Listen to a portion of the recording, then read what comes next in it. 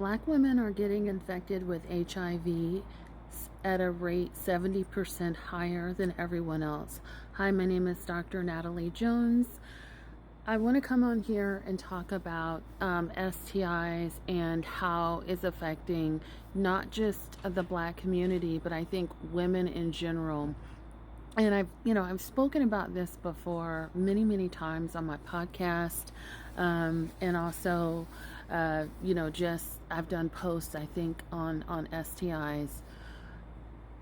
Women are getting infected with STIs, and I think what I'm trying to say is women are getting infected with STIs when they're in what they believe to be a monogamous relationship. So they think that they are in a relationship with a partner that is faithful to them, either through long-term partnership or through marriage.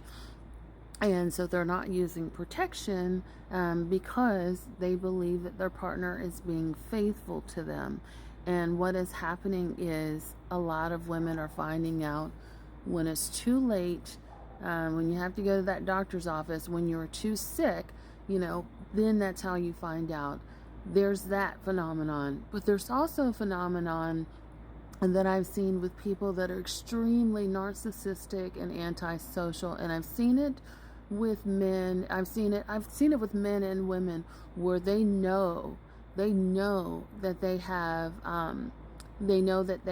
HIV or even some other illness, and they intentionally infect someone with an STI, knowing that they have that as a way to sort of get their lick back, is because they're angry, whatever the case may be. There have been cases, there's even some that you can even watch on crime shows where I think there was a Black woman, actually, I think it was Evil Lives Here or one of those shows like that, where I saw it a while ago, where she talked about her partner intentionally infecting her.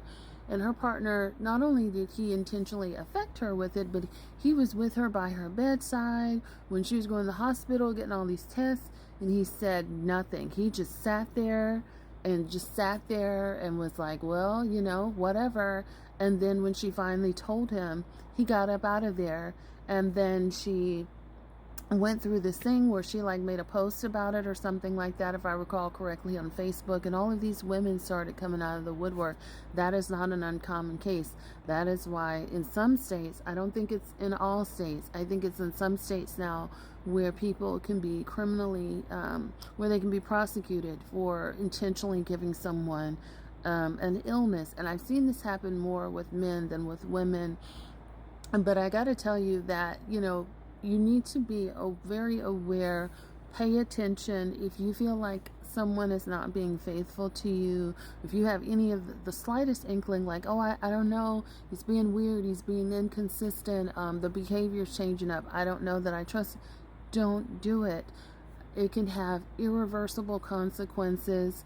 If you know that your partner is betrayed, I think women need to stop being forgiving and stop being understanding, because the consequences of that from a person that is just sort of, what do you call that? A rolling stone, just kind of goes wherever, they just kind of philander, whatever, they're a womanizer, a manizer, whatever you want to call it. You don't need to be giving people like that a second chance, because you will not, you may not get a chance to walk back the consequences of that. You may just wake up one day and have something, all because you were foolishly in love with someone who did not love you back, who did not respect you back. They don't even respect their own self. They don't even respect their own body. And so how could you ask or expect them to respect yours, right? So this is my PSA. Women, always make sure you and your partner have the same values and the same views, and that you are doing your due diligence. And I'm not saying that you're not, because a lot of times people do everything right and they still wake up getting surprised. But and although this post, the original creator's post was about HIV, and go back and watch it, because she gave a lot of great statistics and things like that. But I think Black and brown women, so black and Hispanic women are most at risk. But not only that, there's other, STDs out there. There's chlamydia, there's herpes, there's gonorrhea, there's syphilis. And I got to tell you, I have counseled women in my practice over the years who have had partners that have been absolutely reckless, and then they've gotten something, something that, either, even if it's treatable or even something that they can't get rid of, and the amount of psychological harm that does to them. Like, they don't know if they can trust someone. They have PTSD, right, about having sex with someone. They have a lot of shame around, if they leave that relationship, then they get into another one. So they have a lot of shame around, disclosing and having that conversation, and, just having to, work through all these exercises to relax their nervous system to even be in a position to want to be intimate with someone, just because they are so deathly afraid, right? That shell shock.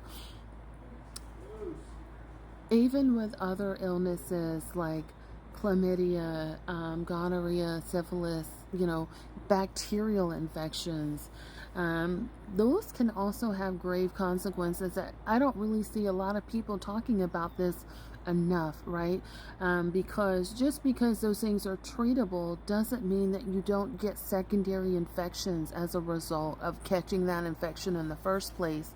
Women can get pelvic inflammatory disease, which can be deadly.